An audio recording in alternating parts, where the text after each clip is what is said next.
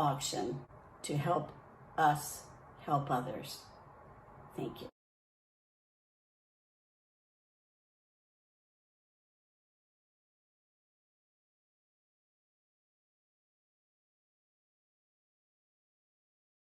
I'm going to turn it over to Lion Rob. And Rob, I would like to make you a co-host so you can show your video. And then you can share. Great. And if everyone can mute themselves, that'll make it easier for Rob, and you can put him on speaker view or. Okay.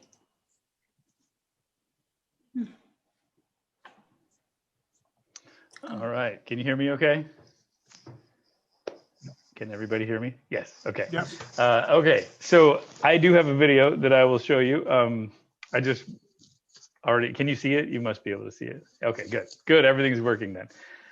Anyway, my name is Rob Dailey. I am also a Lion. I am a member of the Bentham Lions Club for about 3, maybe 4 years now.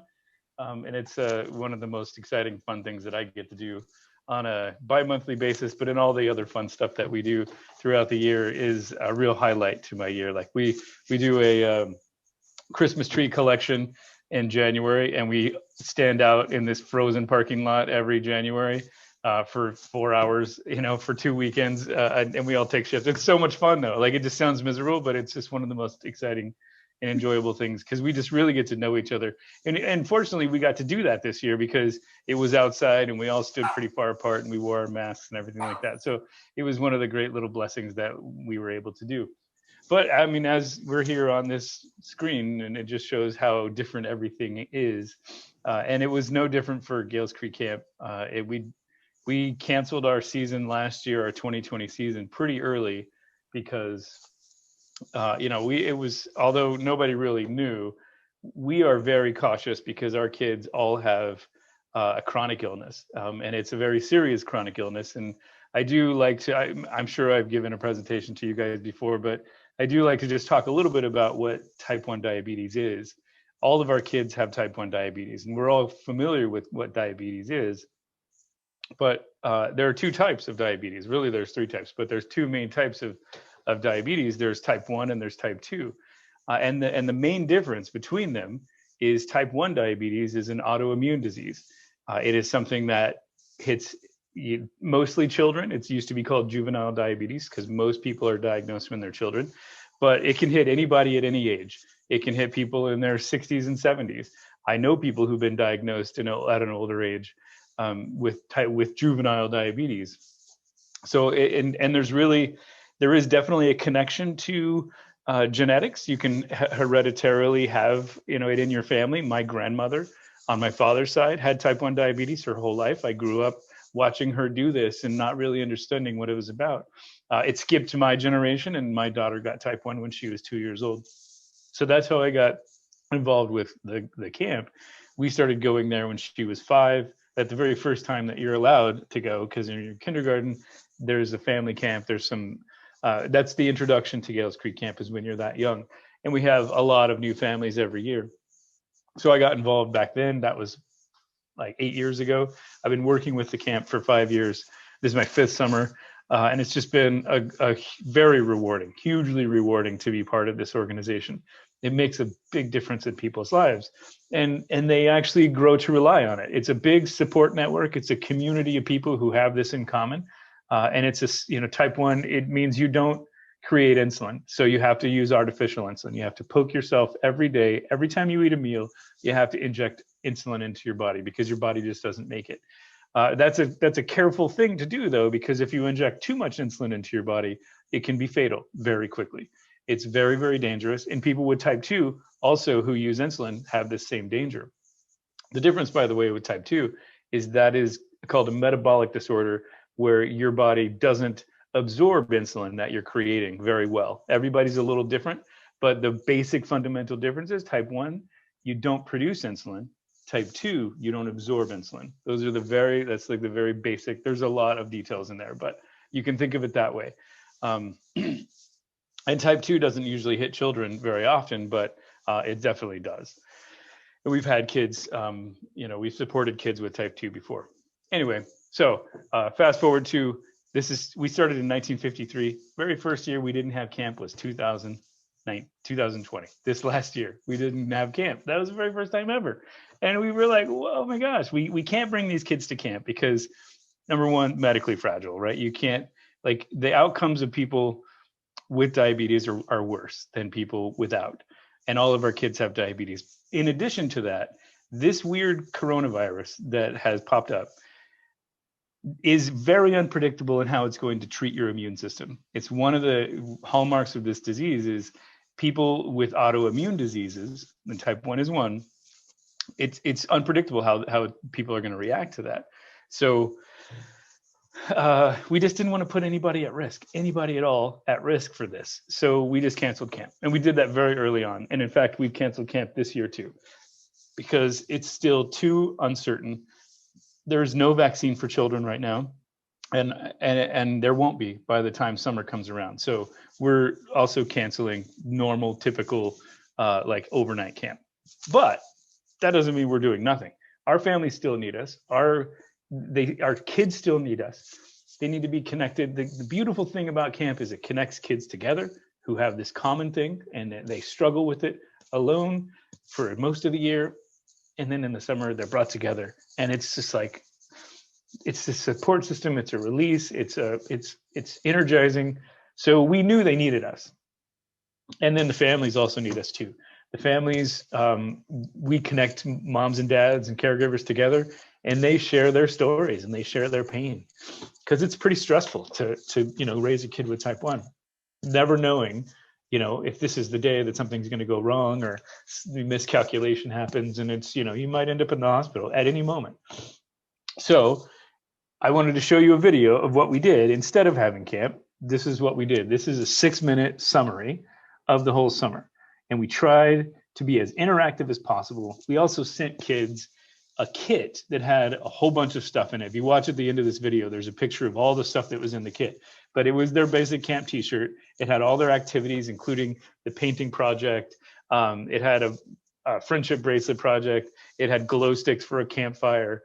It had a field guide, which we developed really quickly, that has a lot of our camp songs in it, camp recipes, so they could do cooking. We do a cooking show. You'll see it on the video.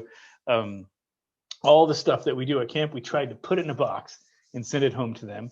And then the box paired with our week-long virtual summer camp. And remember, virtual back in 2020 was better than virtual now because it was still new. Now everyone's a little bit like, oh my gosh, we're on the screen again. My daughter's been going to virtual school for about 9 months now, and everybody's over it. But anyway, back then it was pretty exciting. So I'll show this video to you now, and hopefully you can hear it. If you can't hear it, start waving to me or something. Here we go.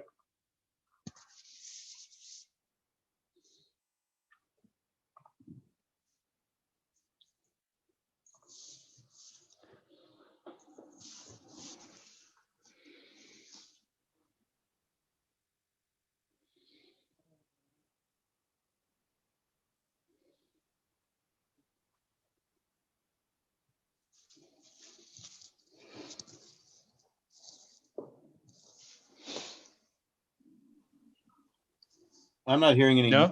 sound. I was afraid of that. Okay, then I may have to do this a little differently. That's unfortunate, because how do you do it? Hold on, let me before, and it worked. Let me see here. How do I stop sharing and then start over? Because I think if I share, now I'm.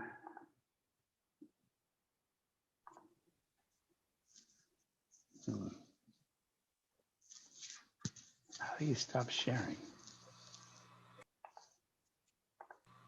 Well, there's a speaker on the screen with what you're showing. There. Oh yeah, right here. Right. It's still no sound. Okay.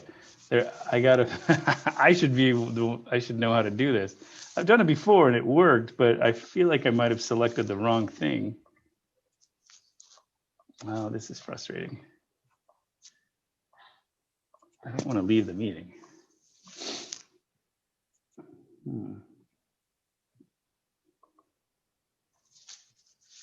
Do you want to take a minute and try to stop sharing screen and see if you can genius out the?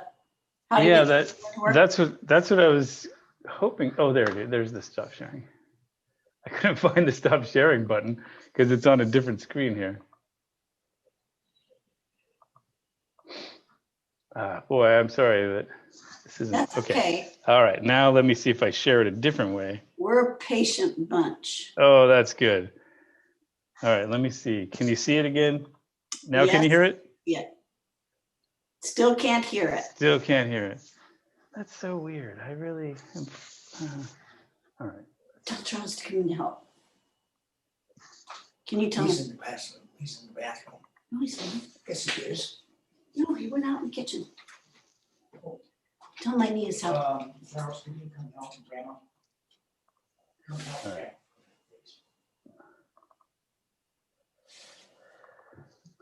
Okay, let's see. Hey, Charles. Charles, Mr. Dailey is trying to get his, the video that he was showing wasn't, Audio. the audio wasn't coming on. It's probably because he was muted while he was sharing the recording. Maybe he has to do it again or reset. No, we could hear him, but we couldn't hear the video. I don't know. That's all right. Yeah, that's too bad. I only know how to be a student.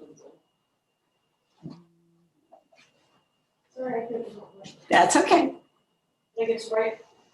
Sure. Thank you. Let's see. Well, I may have to just talk you through it. How about I just narrate? Yeah, that's fine. Yeah, okay. All right. Let's Well, do that. yeah, I'll have to figure it out a different time. I'm sorry. It has worked in the past. It's just weird that it didn't work this time. All right, are you still seeing it at all? Wait, here it goes. Okay. Screen to. Oh, share sound. There's a button. Okay, I think this is it. Tell me if you hear it now. We hear it now. Yeah. Sorry.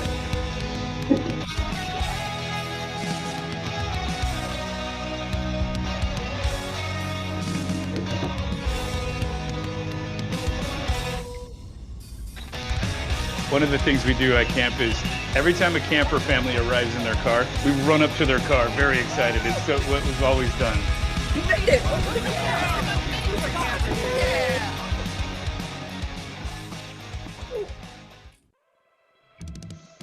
My name's Boo. My name is Bubbles. Hey, I'm Crash. Hey guys, it's Dude. Hi, my camp name is Gopher.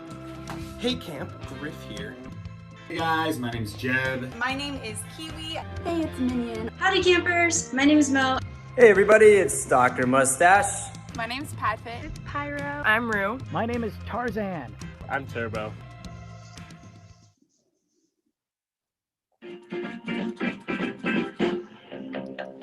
You look like an angel. Okay. Exactly, that is a random item they would bring. I do love Cheez-Its, that is a fact. Some other stuff too. Find a device that could detect alien life. I would use my computer because it could just detect the aliens. An alien detection ray, and you just flip the switch, little repurposed Dexcom G5 transmit or the sensor on the back of it will tell you whether or not it's an alien. We're going to be talking about diabetes in both the workplace and in college. I just always liked to walk up after maybe the first day of class and be like, just so you know, I have type 1 diabetes. So did you have like friends on campus that also have diabetes, or like did you ever have like a dorm roommate that like also has diabetes? I would see people that had like a pump on them or something like that, and I would just like push myself to go up to them. Our first question that a camper asks is, how can I deal with my overprotective parents with managing my diabetes? That's a big question. It's a really common question. My parents personally were pretty overprotective of all that stuff, so I had to deal with this exact sort of situation. What's up, up, GCC campers? Welcome to the Kiwi and Mo Show. Start brushing that evenly and carefully on each bagel. You see, they're not using their own arms. It's someone behind them. That's what's funny about this. Perfect. Oh, and we are done with the package. And then the kids would do their own version of it, and they would send us pictures. And we'd post them on social media and stuff. Here today to show you and teach you one of my favorite games at camp called Frog Pond. Hey campers, Crash here, back at it with another camp game from home. Make sure you don't drop any water. Here's the finale. Getting kids outside was a huge part of what we tried to do. So they didn't just sit on their computer and stare at We're highlighting the game Balloon Omnikin from our field deck.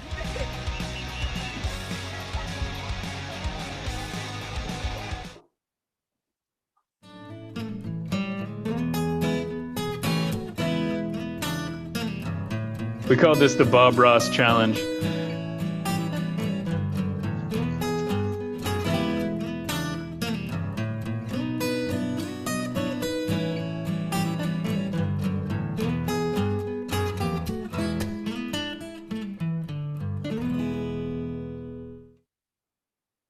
Our camp staff are here to entertain you with your favorite campfire classics and to bring a piece of camp to you at home. I'm eating my boa constrictor, I'm eating my boa constrictor, I'm eating my boa constrictor, and I don't like it very much. Hey Pyro, do you know how does the man on the moon cut his hair? I don't know, Mo. How? Eclipse it. Haha. Little cabin in the woods, little man by the window stood. Let it go, can't hold it back anymore. One fat hen and a couple of ducks, 3 baby brown bears, 4 rabbit running hares, 5 fat fidgety felines, 6 simple, 7 selling salt and cyan, 7 salty tailors sipping soup, and 8 elongated elephants being elevated on an escalator. This is a repeat after me song. This is a repeat after me song. Motions and everything. Motions and everything. The princess that lived in a tree. She sailed across the 7 seas. She sailed across the channel too, and brought with her a ring of bamboo. Tumble out of bed and I stumble to the kitchen. Pour myself a cup of ambition and yawn. Gotta get dressed. I'm gonna be full high. I'm gonna be full high. Gonna be full high. Gonna be full high. Got my mask. Got my mask.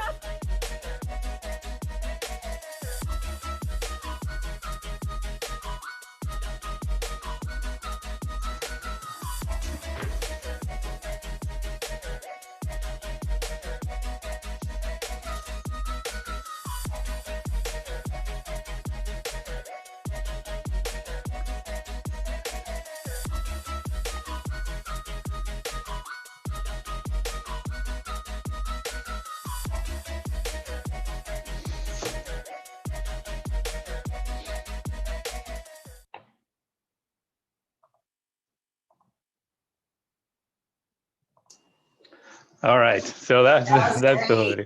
Yeah, thank you. We created that summary video because every year we create a video that sort of is a memories of camp and everything, and this was how we had to do it this year. We had a lot of camper engagement. We had over 400 campers sign up for our program, so we mailed out that many kits, and then we did prizes so that if you did some of those challenges, like if you painted the Bob Ross painting, or if you cooked one of the recipes or something, you would mail us some proof of that, or just post it on social media or send it to us, and we would send people prizes. Plus we played a lot of trivia games and things like that. The idea was just to engage the kids as much as possible with our staff, who are really their mentors, and most of those kids that you saw have type 1 went to camp as kids themselves and are just great role models. And so it was important to connect them with like the positive role models that they have, and then with each other. We also in the kit included some postcards and some addresses of other campers in their same age group. So we created a pen pal program, so they were writing letters back and forth across our area. It was really I think it was really effective. We had a lot of great feedback from it. And we were really honestly planning to have camp in 2021. But you know what? This thing just isn't going away. It's frustrating. And I know that a lot of kids, including my daughter who's 13, are just starting to hit this wall. You know, it's like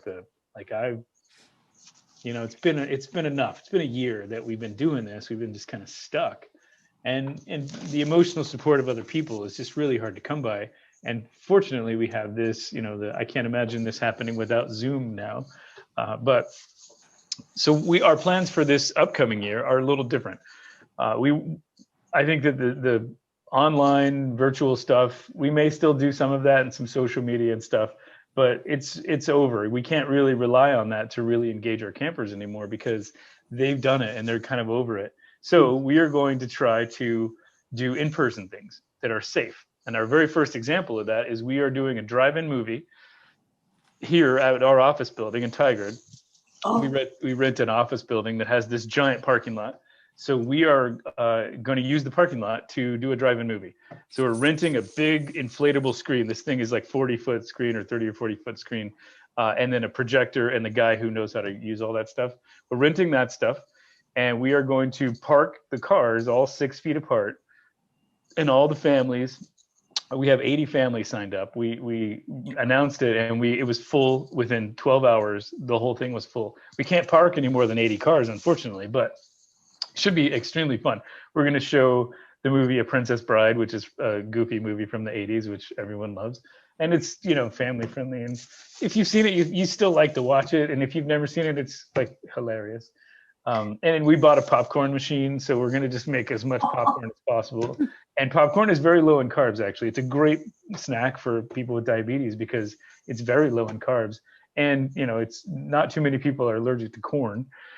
So anyway, and we're getting little, just some fun little prizes for people to do. So that's one example of how we're not going to just do virtual. We are going for in-person stuff, but it's still going to be safe. Distance, mask, it's outside, we're wearing masks, and it's social distancing, so everybody has to be apart. But it's just enough so that we get to do something together. And so we're going to do that possibly 2 times this year, once in the fall as well, because it's such a fun idea. I hope it goes well. We haven't tried it yet, but we've been putting everything into place to do it. And then we are probably going to do like a camp on the road, a tour. We're gonna hire 10 or 12 staff members, counselors, like the same people basically you saw on the screen there, and they're going to be vaccinated because a lot of them work in the healthcare industry, and a lot of them are teachers. So they're already getting their vaccines because they are already working with populations. And those who aren't, hopefully by August, which is when we're planning it, the vaccines will be open to most adults, and they're all adults. So the idea is that we get a crew of 10 to 12 people, rent a couple vans, and drive around Oregon and Southwest Washington doing our one-day programs at like a park, or if you guys happen to know anybody in the Eugene area. Eugene's one of our cities that we're going to. We're going Medford, Eugene, Bend, Portland, Vancouver, and potentially Hermiston, maybe. We don't know if we have enough campers out that far. It's smart. Yeah. So if you have any connections with somebody with a piece of property, or the public parks or something like that, we are going to just do them in big, it's an outdoor field is what we're looking for, that we can park probably 60 cars at a time. Anyway, that's going to be our kind of plan for this year. We'll probably do one out at our camp property as well. So just because we already own the property and the one in the Portland area, we might as well do it in our own backyard. So if you know anyone in Eugene, that'd be awesome. So we'll do social distancing, masks, the whole thing. That's our plan for this year. It's at least it's in person, and we're still going to do some of the social media and virtual and all that stuff. But it's going to be safe, and we're going to engage our families in that way. One thing that we have continued to do from last year is a parent support group. During the weeks of camps, like part of being a parent of a kid with type 1 is you also need emotional support. You need your own community people to, not only just to ask, how do you deal with this situation in the middle of the night, but you just need someone to understand you. So our parents usually get together in person, just like their kids. They drop their kids off, they get together, they talk, they make friends and all that. That wasn't happening this year. So we started a parent support group that was just like this. It was a, you know, an online parent support group, and it's been very popular. So we just kept doing that. Now we do it every third Thursday. We just are always going to do that from now on. So one of the cool things is this has taught us different ways to reach our families and our kids. And even when we go back to camp, we're still going to keep doing this kind of thing. In the off season, especially, we get to reach out to our families and our kids, and we get to support them in that way, put them together, you know, match them up together as usual. So those are the things we're doing right now. We are going to do, because we're going to do a program out at camp, we're going to do our cleanup day this year. It's going to be, you know, safe cleanup day, working in pods of, you know, people. If you come as a couple or a pair, or somebody who already lives together, or if you've been vaccinated, that would be even better. And we'll do, you know, basically our same old property cleanup that we always do, which is really essential. We didn't do it last year, so, you know, the camp, we do have caretakers who help take care of it, but we need to do a few things out there and just kind of, so it should be a fun event. If you know, I'll send it out to you guys when we announce the date. It'll probably be the last part of July. And the last thing is that's helpful because we are also sharing our camp this year with a couple of other camps that help kids that are, you know, part of kids. We've been talking to You Can Do, who they serve childhood cancer. They need some property this year. There's a camp called Yakety Yak, which is for kids with learning disabilities. And there's another camp for kids with stuttering. We're talking with all these families, all these camps that serve these families, and they all need a place to be. So we figured if our property is available, let's let other people use it. Like, it should benefit as many kids as possible. So those are the things that we're doing this year. I know that I've run over my time a little bit, but I really appreciate your hospitality, and thanks for listening to me. Well, good for you and your staff. Thank you so much. We are at time, but if you're willing to stay on for a few minutes and answer questions, that would be great. Yeah. I think you know, great for your for all those kids. What you were showing us is just, it's right up their alley. They love it. Yeah, thank you. Mm-hmm. So we have a question. Is that 10? No, I just want to congratulate you on the creativity of coming up with all this stuff. You and your team did a great job for these kids. Hey, well, thank you. I really am proud of this team of people. Most of them are volunteers. I mean, we only have 2 people who work here, basically. And then you saw the people that were on the screen. We have, you know, there's about 25 people on we're calling it the task force, you know, the A team or something. They're just a group of people who are past campers, or, you know, past parent campers or current. It's just an amazing group of people, doctors and nurses, who just keep coming up with great ideas. And our job is to just make them possible. Like the drive-in idea, it's just such a great idea. It's fairly complicated. I mean, but that's the job that we do is, will this work? Is it exciting? And our family's going to love it and engage with it. Then whatever it takes, let's make it work. It's going to be pretty cool. So thank you for that. You're welcome.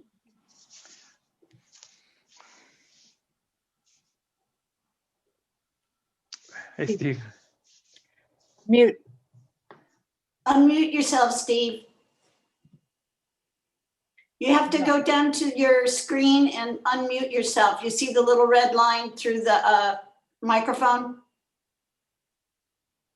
You know what I learned today is if you hold down the space bar, you can talk just while you're holding it down. I think you have to put that setting in. Oh, you do? Mine told me that today. I was like, oh, that's cool. Yes, you can do that, but I think you have to set it up. There he is. Yeah. Can you hear me now? Steve. Yep. Susan, I just want to please give Rob my phone number so I can talk with him. Yeah, let me write it down, Steve. Okay, I'm ready. 541-653-9299. Okay. That's my home line. Great. I'll give you a call. Maybe, how about right after this, I give you a call? Well, no, I have somebody else I'm waiting for come back to me with some information. Okay. Because the district governor wants me to be the district diabetic chairman for the district. Nice. So I have a lot of information to. Awesome. I have to gather together. Okay, thank you. Okay, Steve, thanks. Thank you so much, Rob. Absolutely.